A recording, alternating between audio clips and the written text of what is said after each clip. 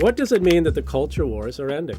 The culture wars are something that have been with us for quite a while. The term was first coined by an academic in the early 1990s to refer to a polarization that he said was taking place in the United States between those with conservative and those with more liberal or progressive social views, and that this polarization would define politics and in fact crowd out to some extent debate on substantive issues. So what it means to say the culture wars are declining is that the American electorate is evolving in such a way that it's losing interest in defining politics in that way.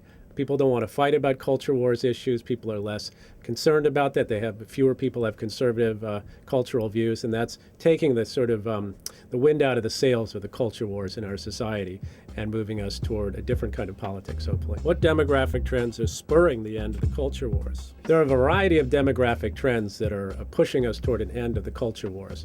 One really important one is the rise of the millennial generation, those born 1978 and after. People in this generation have a far different view of these cultural wars issues than older generation, particularly the oldest generations. They generally lean heavily towards social tolerance. For example, on an issue like gay marriage, they're actually for legalizing gay marriage, whereas older generations are not. Another big change is a decline of the culturally conservative white working class. Its replacement by minorities, particularly Hispanics, and relatively progressive white college graduates. Other changes are the rise of professionals, the increasing numbers of single women, and several other things besides. And all of them pretty much point in the same direction toward fewer people with conservative cultural views and fewer people who think it's important to vote and to act politically on that basis. So all of that undercuts, all of those demographic changes really reduce the mass base for something you might call the culture wars. What issues are experiencing the greatest shifts in public opinion? Gay marriage is still not a majority